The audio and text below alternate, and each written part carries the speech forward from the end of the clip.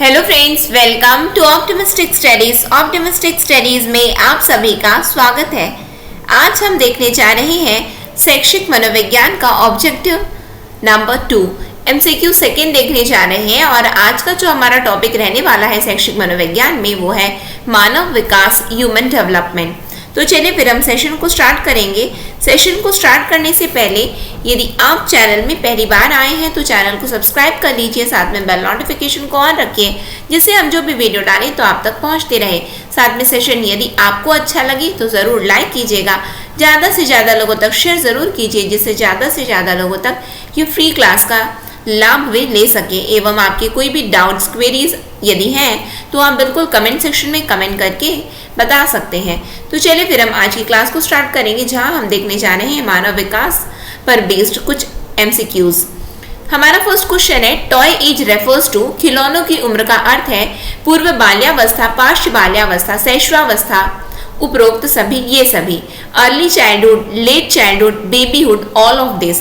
तो यदि हम बात करें, आप लोग साथ में अपने आंसर्स देते हुए चलेंगे। लास्ट में कमेंट सेक्शन में कमेंट करके जरूर बताइएगा कि आपके कितने क्वेश्चन सही हैं और आपके कितने नंबर्स आ रहे हैं।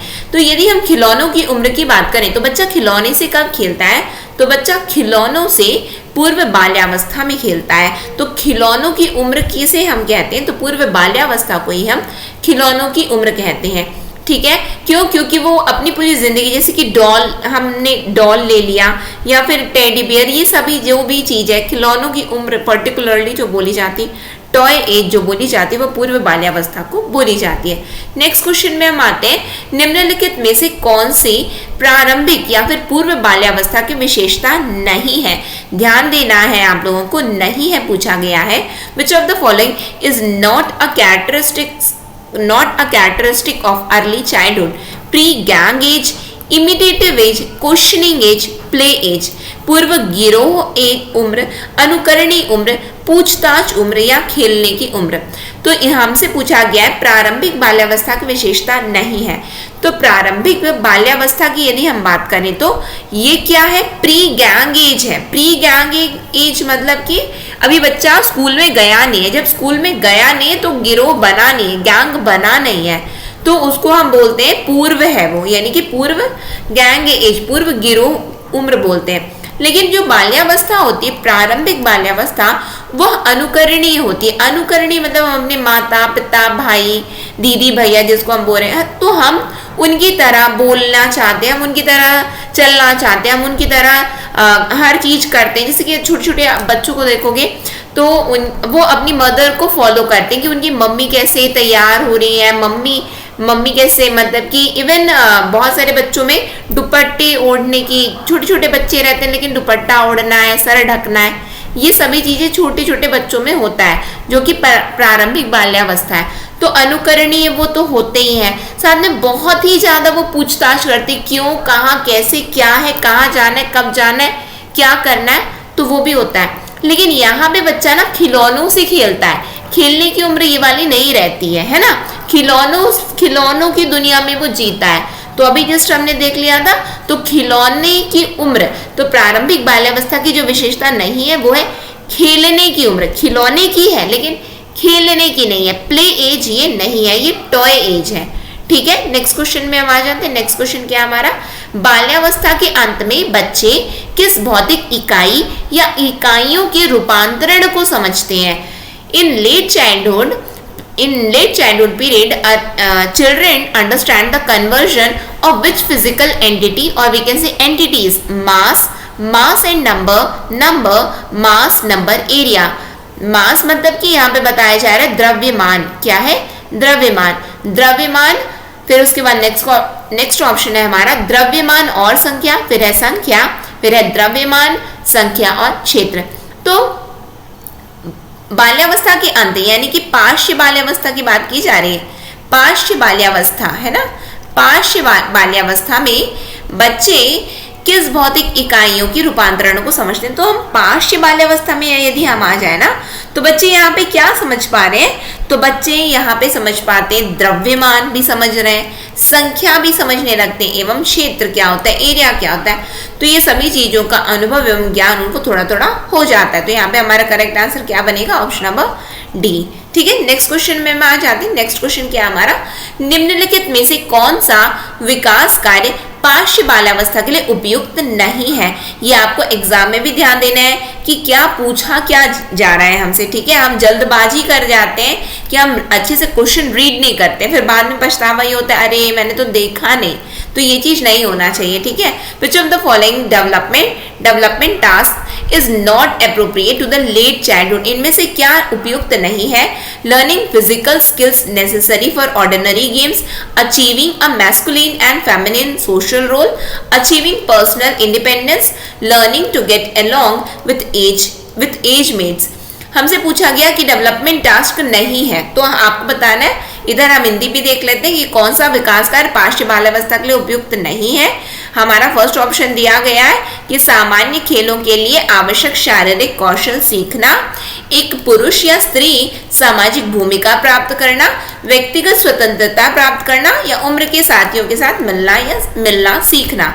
तो पाश्य बाल्यावस्था के लिए क्या सही नहीं है, तो पाश्य बाल्यावस्था के लिए सही नहीं है कि आप पुरुष एवं स्त्री की भांति सामाजिक भूमिका को प्राप्त करें और उस तरीके से आप निभाएं। क्यों? क्योंकि बोलते हैं ना, बचपना छिन गया बच्चों से। बचपना छिन गया मतलब कि बचपन में ही हम बड़े हो गए, तो ये चीज नहीं होनी चाहिए, है ना। बच्चे समझ रहे हैं कि उनकी ये उम्र ऐसी होती है जहाँ पे उनको मॉरल वैल्यूज पता चलने लगता है, उनकी जिम्मेदारियां, उनको मतलब कि समाज के प्रति हमारी क्या जिम्मेदारियां वो पता चलने लगी। लेकिन एक पुरुष एवं स्त्री की भांति वो सामाजिक भूमिका को प्राप्त करें, तो ये सही नहीं माना जाता है पाश्य बाल्यावस्था के लिए। ठीक है, नेक्स्ट क्वेश्चन में हम आते हैं। नेक्स्ट क्वेश्चन क्या है, शैशव काल है। आपको पहली बात मैं यहाँ पे बताना चाहूंगी कि हमने जो पढ़ा है कि बहुत सारे लोगों ने, अलग अलग लोगों ने अपने अनुसार धारणाएं दी हैं कि अच्छा ये उम्र होती है, ये शैशवावस्था है, ये बाल्यावस्था है, ये फिर किशोरावस्था है, प्रौढ़ावस्था, अलग अलग दिया है। अब आपको वहां पे क्या करना है, आपके अकॉर्डिंग एप्रोप्रिएट ऑप्शन क्या वहां पे बैठता है उसको आपको ध्यान देना है। ठीक है, हम आ जाते क्वेश्चन में। शैशव काल है 0 से 1 वर्ष, 0 से 2 वर्ष, 0 से 3 वर्ष, या 2 से 3 वर्ष। Period of infancy 0 to 1 year, 0 to 2 years, 0 to 3 years और 2 to 3 years। यहाँ पे 0 की जगह आपके एग्जाम में जन्म भी लिखा रह सकता है ना, जन्म से 1 वर्ष, जन्म से 2 वर्ष, जन्म से 3 वर्ष, या जन्म से 2 से 3 वर्ष। तो पीरियड ऑफ इन्फेंसी की यदि हम बात करें, तो शैशव काल की यदि हम बात करें, तो वो जन्म से 2 वर्ष तक माना जाता है। ठीक है, नेक्स्ट क्वेश्चन में हम आ जाते हैं। नेक्स्ट क्वेश्चन क्या है हमारा, by the age of dash the sight and hearing senses of the child are fully developed। dash की अवस्था तक बालक की दृष्टि एवं श्रवण इंद्रियां पूर्ण विकसित हो चुकी होती हैं। 3 अथवा 4 वर्ष, 6 अथवा 7 वर्ष, 8 अथवा 9 वर्ष, या फिर हम बोल सकते हैं इनमें से जो ऑप्शन दिया गया है इनमें से कोई नहीं। by the age of dash the sight and hearing senses of the child are fully developed। 0, 3 और 4 ईयर, 6 और 7 ईयर्स, 8 और 9 ईयर्स, नन ऑफ दिस, यानी कि 3 या 4 साल, 6 या 7 साल, 8 या 9 साल, या इनमें से कोई नहीं, बस ये पूछा गया आपसे। तो दृष्टि एवं श्रवण इंद्रियां पूर्ण विकसित किस उम्र में हो जाती है, तो दृष्टि एवं श्रवण इंद्रियां यदि हम देखें तो पूर्ण विकसित 3 से 4 वर्ष में मानी जाती है। 3 से 4 वर्ष यहाँ पे यदि हम देखें कि ये जो है इसके अकॉर्डिंग क्या करेक्ट ऑप्शन हमारा आंसर बनता है, तो 3 से 4 वर्ष में जो बच्चों में जो श्रवणेंद्रियां हैं एवं जो दृष्टि है वो पूरी तरह से विकसित हो चुकी होती है। नेक्स्ट क्वेश्चन में हम आते हैं। इस अवस्था में, यानी कि अवस्था दी गई है आपके ऑप्शन में, तो इस अवस्था में बालकों में नई खोज करने की और घूमने की प्रवृत्ति बहुत अधिक बढ़ जाती है। तो कौन सी अवस्था है वो, शैशव काल है, उत्तर बाल्यावस्था है, यानी कि पाश्य बाल्यावस्था भी आप बोल सकते हो, किशोरावस्था एवं प्रौढ़ावस्था है। बताइए वो कौन सी अवस्था है जहाँ पे नई खोज करने और घूमने की प्रवृत्ति बहुत अधिक बढ़ जाती है। The tendency of children to explore new things and to travel increases very much. Which of this age, यानी कि इन्फेंसी है वो, लेट चाइल्डहुड है, एडोलेसेंस है या एडल्टहुड है।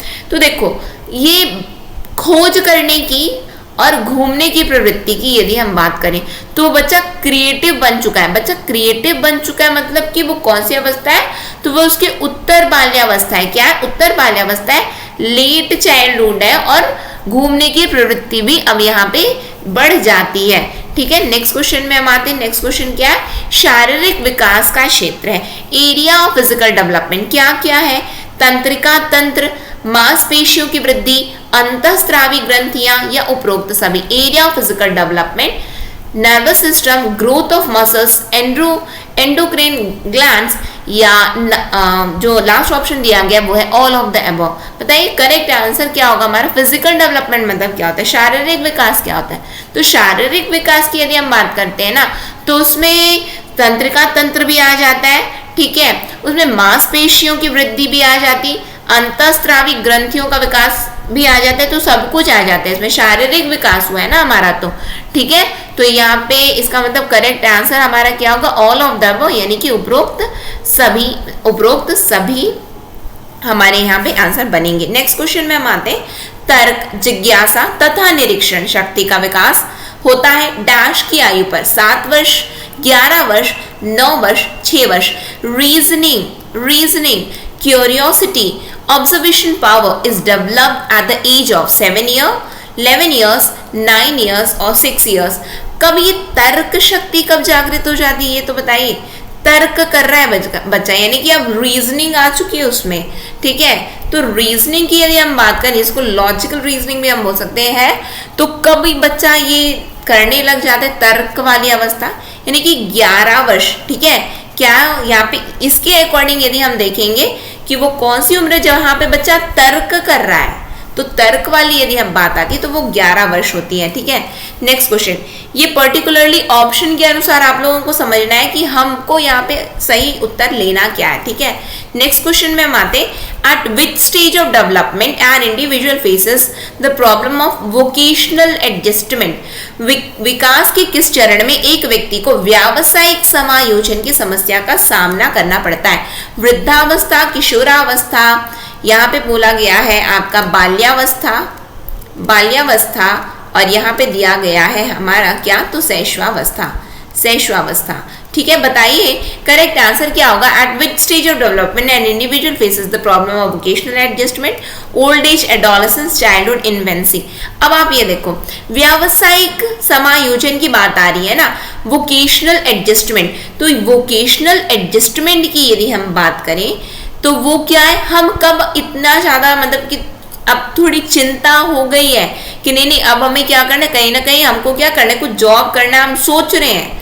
मतलब कि बच्चा किस अवस्था में सोचने लगता है, नहीं अब मुझे ना ये वाली फील्ड में जाना है, ये करना है, ऐसा करना है। व्यावसायिक की बात हो रही है। वृद्धावस्था तो मतलब कि रिटायरमेंट हो चुका ना, बचपना यानी कि बाल्यावस्था की यदि हम बात करेंगे तो बाल्यावस्था तो मतलब कि ऐसा है कि अभी तो हम खेल कूद रहे हैं, ये कर रहे हैं। ये शैशवावस्था तो मतलब कि वो तो और ही हम किसी अलग ही दुनिया, मतलब हमें किसी से लेना देना नहीं, अपने से लेना देना है बस, ठीक है। शैशवावस्था, बाल्यावस्था ये वो है।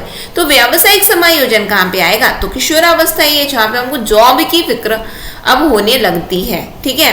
तो हमने कुछ क्वेश्चंस देखे हैं हमारे मानव विकास पर संबंधित। तो यदि आपके कितने नंबर आ रहे हैं, आपसे कितने क्वेश्चंस बने हैं, कमेंट सेक्शन में जरूर कमेंट करके बताइएगा। और आपको क्वेश्चन लगे कैसे, अच्छे लगे हो तो लाइक जरूर कीजिएगा। साथ में यदि आपको जो भी हम YouTube में जो भी क्लासेस हम कवर करते हैं, यदि उसकी PDF आपको प्राप्त करनी है तो उसकी PDF आप हमारे ऑप्टिमिस्टिक स्टडीज के मोबाइल ऐप से वहां पे आपको उपलब्ध हो जाएगी। उसके लिए आपको करना क्या होगा, तो आपको ऑप्टिमिस्टिक स्टडीज का मोबाइल ऐप डाउनलोड करना होगा और वहां से आपको सभी पीडीएफ्स आपको मिल जाएंगी। साथ ही साथ आपको यदि इससे संबंधित किसी भी प्रकार की कोई जानकारी चाहिए तो आप हमें इन नंबरों पर संपर्क कर सकते हैं, जो है 9584532690। कोर्सेज से संबंधित किसी भी प्रकार की, जैसे कि पीडीएफ कहाँ से लेना है, कहाँ से नहीं लेना है, ऑप्टिमिस्टिक स्टडीज का मोबाइल ऐप डाउनलोड कैसे करना, फिर उसके बाद में पीडीएफ कहाँ से लेना है, तो ये इससे संबंधित कोई भी जानकारी चाहिए, या फिर छत्तीसगढ़ शिक्षक भर्ती के अंतर्गत यदि आप व्याख्याता के लिए, सहायक शिक्षक के लिए यदि आप प्रिपरेशन कर रहे हैं, तो बिल्कुल आप हमारे ऑप्टिमिस्टिक स्टडीज के मोबाइल ऐप में जो कोर्स चल रहा है उसमें आप अपनी एनरोलमेंट करवा सकते हैं। तो ये आज के सेशन को हम यहीं पे एंड करेंगे। नेक्स्ट सेशन में फिर हम मिलेंगे। नेक्स्ट सेशन तक के लिए optimistic learning, thank you for the session. जय हिंद, जय भारत।